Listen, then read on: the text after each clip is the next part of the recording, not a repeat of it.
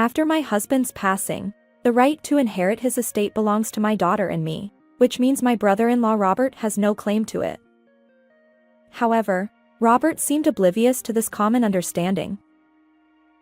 Both Samantha and I have finished preparing to move. We just need to move our stuff in. We agreed to sell our house because we heard you were giving us your late husband's house. Isn't that a different story? Her words were punctuated by a loud shriek. As a result, Mia, who was inside the house, must have noticed the situation at the front door. I couldn't involve my daughter in this any further. Moreover, I wanted to avoid any further conflict with my late husband's family. And above all, there were our own family matters to consider. As I pondered, Mia had already reached the entrance. Upon seeing Mia's face, did Robert think he had found someone to manipulate? With a pleased expression, he began to melodramatically discuss their unfortunate circumstances and how they might be saved. Initially skeptical, Mia's face gradually paled. Finally, she spoke. "Do you not know, Uncle?" I intervened, silencing Mia as she attempted to say more. I didn't want to escalate matters any further. Besides, it was clear that explaining anything to them would fall on deaf ears. Understood. Feel free to use it as you please. My name is Olivia. I am 44 years old and work at a medium-sized travel agency. Despite being married and having a daughter, I juggle work and homemaking responsibilities. My husband, who is the same age as me, is incredibly gentle and calm. He never gets angry or causes a fuss.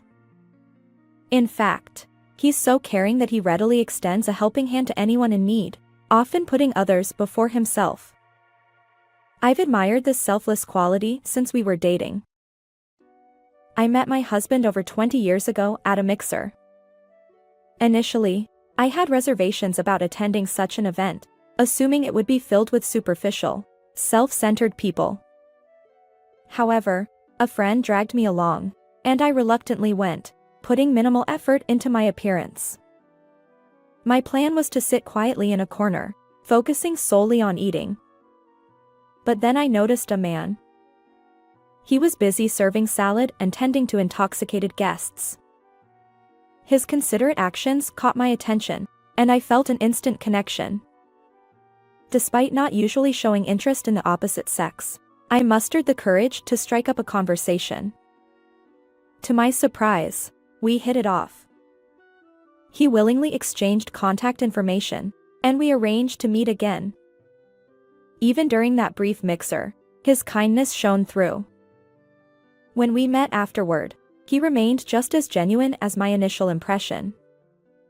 Thanks to the encouragement from those around us, we eventually got engaged and happily tied the knot. Unlike the typical cautionary tales, my husband didn't transform into a mean-spirited man after marriage. Instead, our life together has been remarkably peaceful. My husband and I soon welcomed our daughter, Mia, into the world. She was the most adorable child, born from our deep love. My husband, too, was elated by our firstborn. His usual friendly smile grew even brighter, and he seemed almost ready to dance with joy. Since I returned to work relatively quickly, we shared household chores and parenting responsibilities. We respected each other's roles, and our parenting journey progressed smoothly.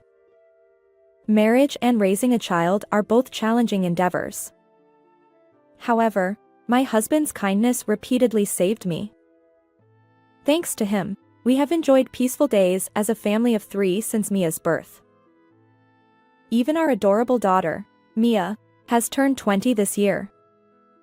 Perhaps I'm a doting parent, but I believe Mia has grown into a kind-hearted woman, much like her father. She treats her classmates in middle and high school equally, impresses her teachers, and even strikes up conversations with elderly people she encounters on the street. Her excessive kindness, reminiscent of her father, does worry me at times. However, so far, She has navigated life without any major issues and continues attending university. Although Mia still commutes from home to university, I know that in a few more years, she'll be ready to stand on her own. I assumed our life would continue as usual, just the two of us, after her coming-of-age ceremony went smoothly. But then, at the end of January, a significant event shook our family. Hey! Honey! What's wrong? My husband collapsed suddenly at the front door just before leaving for work. I had sensed that he wasn't feeling well today, but I never expected it to be this serious.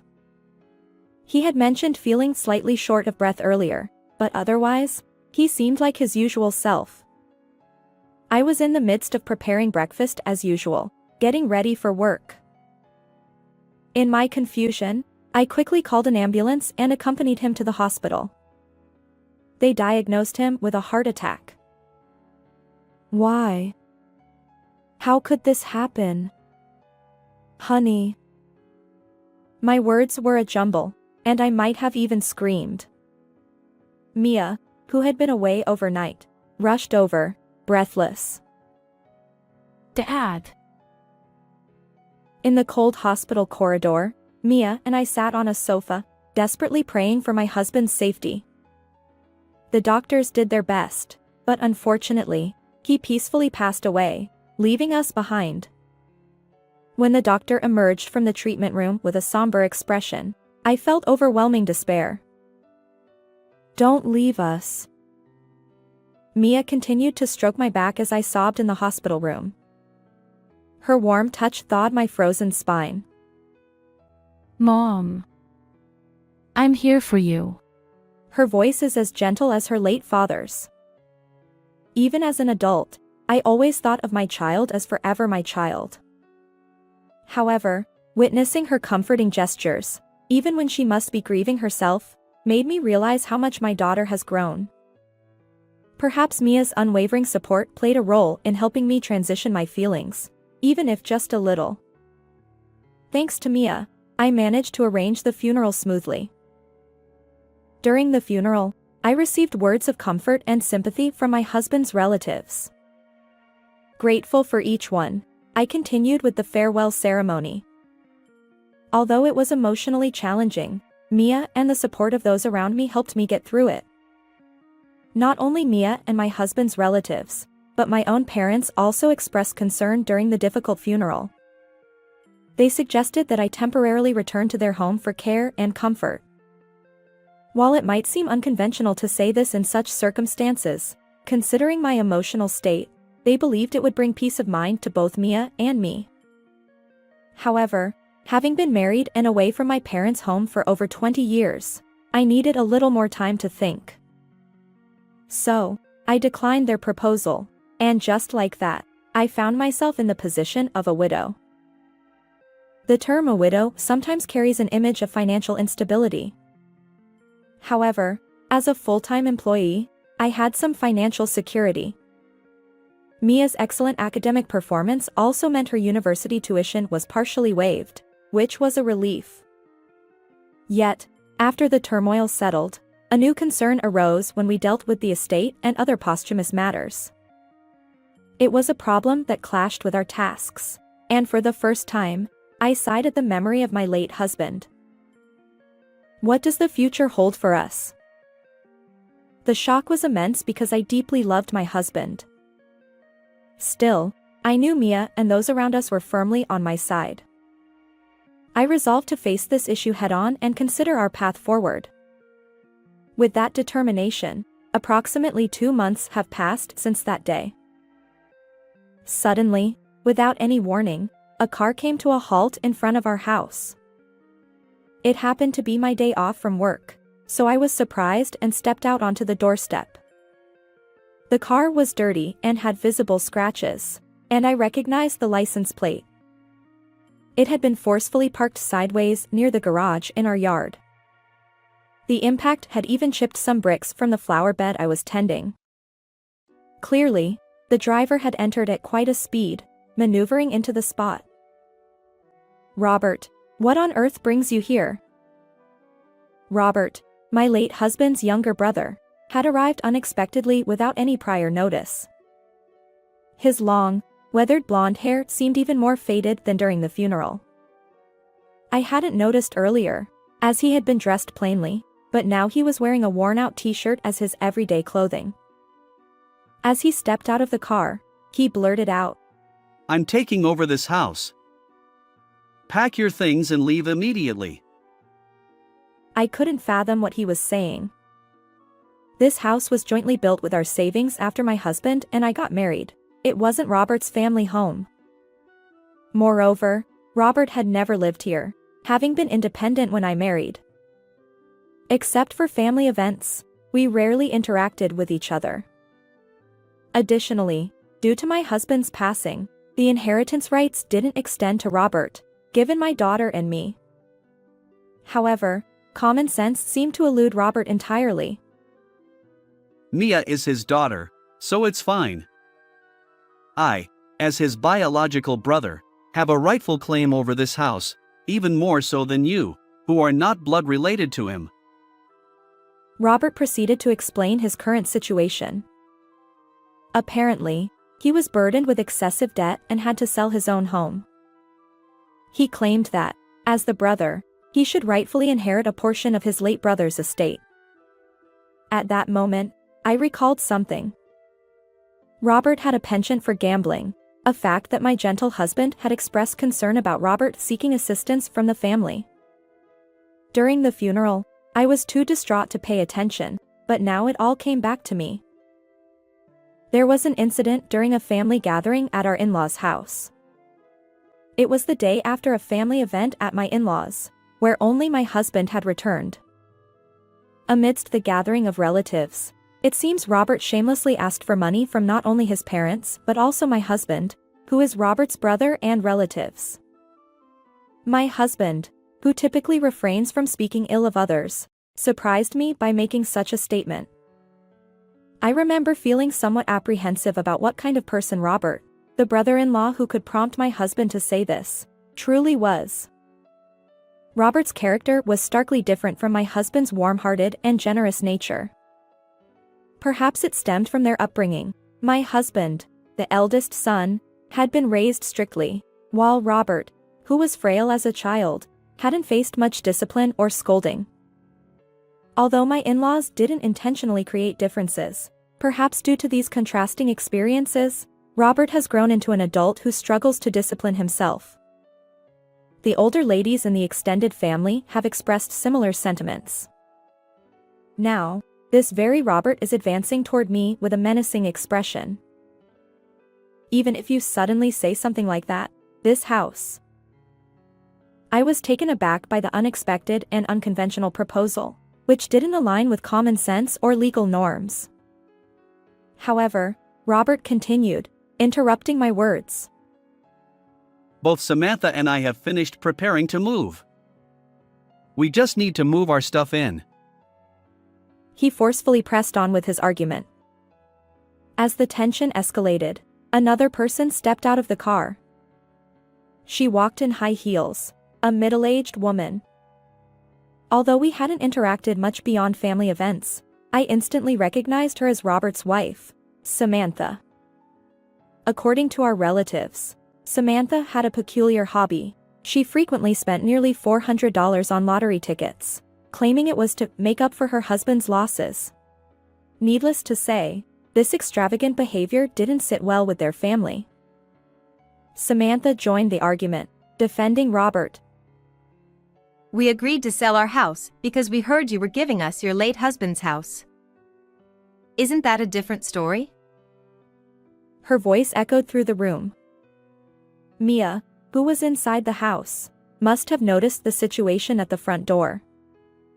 We heard footsteps descending the stairs from the second floor.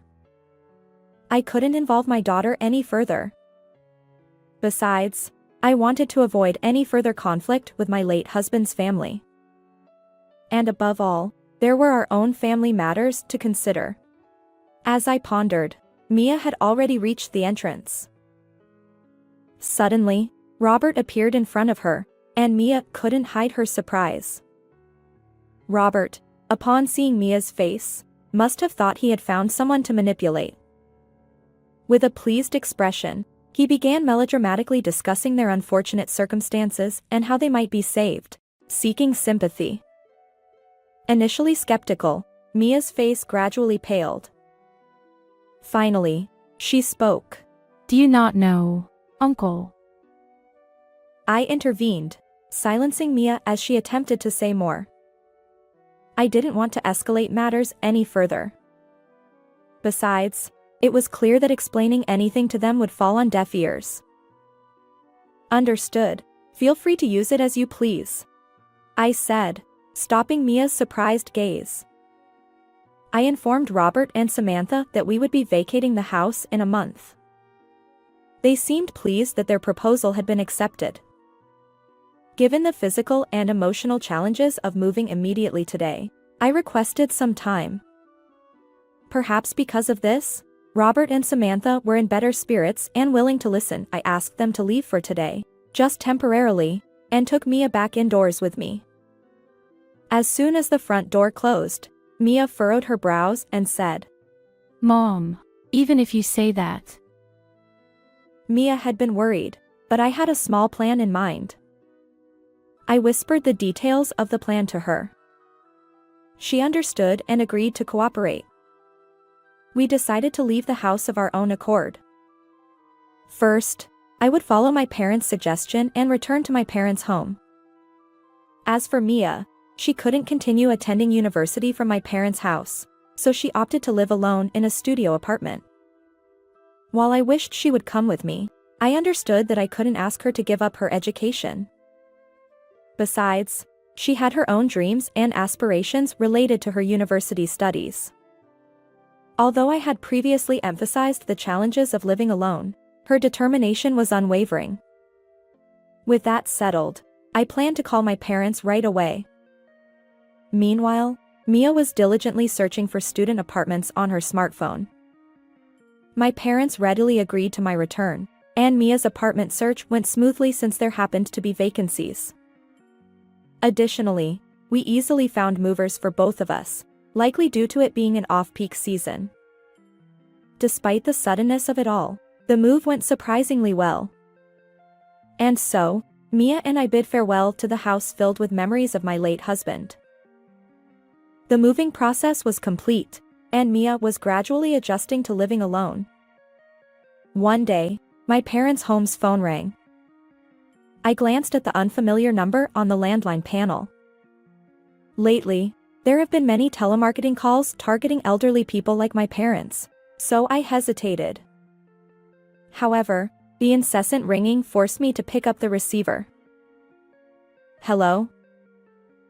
I answered. The moment I placed the receiver to my ear, a booming voice echoed through the line. Olivia! It was Robert, and his shouting was so intense that it felt like feedback. His angry voice was familiar, and I listened as he continued. You know what they told me? That if I kept living in your house, they'd call the police. What's going on? Robert sounded frantic. He seemed utterly confused, so I tried to calm him down before asking for the details. According to Robert, after we moved out, he and Samantha had indeed moved into our former home as planned. Initially, everything went well. They settled in and lived there for a while. However, things took an unexpected turn when an unknown real estate company showed up. Worse yet, the company's employees had a master key to the house, so they entered without permission, and Robert couldn't force them out. The real estate company claimed that the house was already listed as a used property for sale, and if Robert continued to stay, it would be considered trespassing. This couldn't be right. Had they mistaken another house, or was it a scam or robbery? Robert was convinced and argued back, but it seemed that the police were genuinely close to being called. I sighed heavily as I listened to the whole story. Indeed, that house has already been sold. As the real estate company stated, it should now be listed as a used property for sale. Robert seemed stunned by my words, And I could hear Samantha's voice in the background, exclaiming her confusion. Robert shouted again. What are you talking about? I wasn't lying. Without a doubt, I had sold that house. Moreover, the transfer of ownership had already been completed just before Robert and Samantha visited. The issue that came to light after my husband's death was related to his own death. During the estate proceedings, I discovered this for the first time. While I knew that estates could sometimes include negative aspects, I never imagined it would directly affect us. Apparently, my husband had acted as a guarantor for a friend's debt. That friend had disappeared as soon as the guarantor section was filled out, leaving my husband responsible for repayment. We even found documents demanding payment from my husband's creditor. The circumstances surrounding why my late husband decided to assist his acquaintance remain unknown. Perhaps he trusted the person too easily and willingly signed, or maybe he was coerced into it. Given his kind-hearted nature, the former seems more likely, but the truth remains in darkness. What's certain is that his kindness and generosity worked against him. Furthermore, his silence about the matter likely stemmed from his desire not to worry our family. The amount demanded was substantial, certainly not something I could easily pay, despite my job and my daughter's relatively low tuition fees. When I consulted my parents, they responded, "Why not sell the house and come back? We're always ready to welcome you." My parents had previously encouraged me to return home after my husband's passing, and now they were suggesting it again. With one family member gone, our house felt too large for us. I became open to the idea of selling it. I couldn't remain in shock forever. Now that my daughter had grown up and become an adult, perhaps it was time to start anew. I agreed with my parents' proposal. As for Mia, whether she would accompany me or live independently remained undecided until the last moment. However, when Robert and Samantha visited, the house had already been sold. In other words, at that point, the house was no longer mine. That was the truth of the matter. I never heard any of that. I was trying to discuss the matter of the house's ownership at that time. I replied, interrupting their conversation. Robert and Samantha, oblivious to my words, continued to insist that the house rightfully belonged to them. Anticipating this outcome, I had already considered moving back to my parents' home and confirmed Mia's readiness for independent living. We left without further ado, leaving the house behind. This had been my small plan. Still, I couldn't help but think that if Robert and Samantha had taken the ownership transfer seriously and completed the necessary paperwork, they wouldn't be in this situation. Unfortunately, their carefree attitude, failing to even transfer the title, led to their abrupt eviction under the guise of legal proceedings. It seems they clung to the real estate company until the end, but eventually, they were truly reported to the police. Although they didn't acquire a criminal record, they were forcibly evicted. Robert and Samantha had already sold their own house, leaving them with no place to go. They sought refuge with Robert's parents and relatives, burdened by their belongings. However, their extended family knew all too well about Robert and Samantha's debt-ridden situation. They refused to accept a compulsive gambler into their homes, including their parents. Even though Robert and Samantha had apparently considered seeking help from me and Mia, they had no way of finding me, given their lack of knowledge about my parents' home. Additionally, they were unaware of Mia's university or her current residence. We were confident that we wouldn't be hounded by Robert and Samantha. They were no longer our concern. Robert and Samantha, left with no other options, seemed to spiral into despair. They poured their remaining funds into gambling and lottery tickets, only to suffer significant losses. Despite this, they were averse to the idea of living as homeless or relying on government assistance for a meager existence.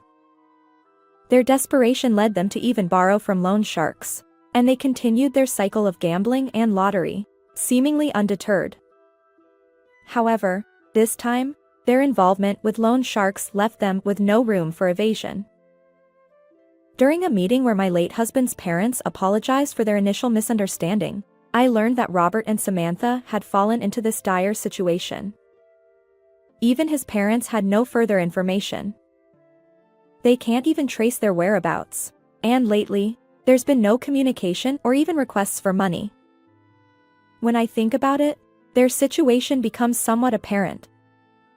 The fact that my late husband's brother has fallen into such circumstances is heartbreaking.